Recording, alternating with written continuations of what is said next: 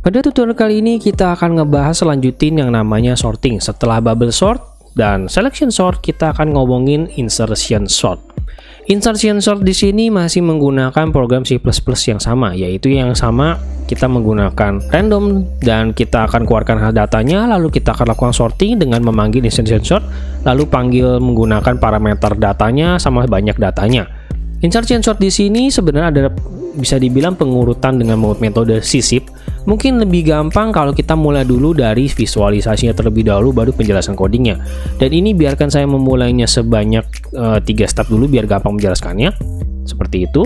Nah, sekarang proses insertion sort adalah sebenarnya dia memilih suatu rentang. Awalnya dia akan bikin rentang. Rentang di sini awalnya pertama rentangnya cuma 1, rentangnya cuma 2, rentangnya cuma 3 dan begitu seterusnya.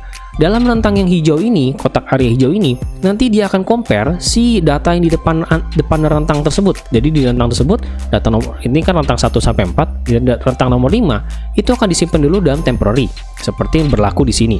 Data yang disimpan dalam temporary itu akan dibandingkan sama di dalam rentang tersebut. Makanya di sini ada pengurutan while. While-nya itu adalah menggunakan i-nya mundur karena dia akan ngecek setiap ini secara mundur, terus sembari dibandingkan antara temporary sama data yang ini, data setiap membernya. Ketika data yang di dalam temporary dibandingkan dengan member rentang yang sementara ini, si temporary-nya lebih kecil daripada si ini, maka itu akan terjadi pergeseran. Contoh, dalam hal ini si temporary ini akan dibandingkan dengan si data 4. Tentunya temporary lebih kecil dibandingkan data nomor 4. Sehingga yang terjadi adalah data 4 akan digeser. Nah, itu dia. Lalu dia akan ngecek lagi sama si data nomor 3. Apakah dia lebih kecil daripada si temporary?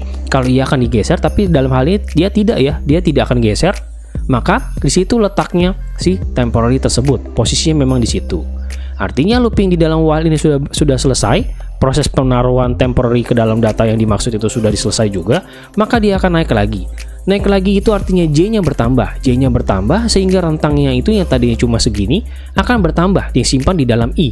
Sehingga dia situ tadinya cuma 4, sekarang jadi 5. Perbandingan berikutnya adalah menggunakan si data nomor 6. Data nomor 6 itu dibandingkan sama ini, kalau dia lebih kecil dia geser, kalau dia lebih kecil dia geser, tapi kebetulan ini tidak. Ya, yang ini nih, ini akan terjadi banyak pergeseran nih.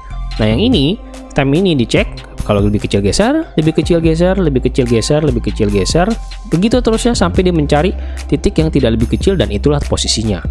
Dan itu semua terjadi kalau dia cek lagi berkali-kali sampai dia loopingnya beres.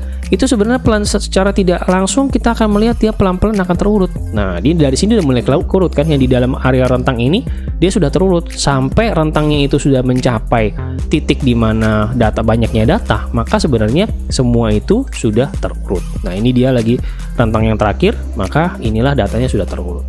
Inilah namanya insertion sort. Ya, itulah dia. Thank you for watching. Keep learning. Sampai jumpa di tutorial sorting berikutnya.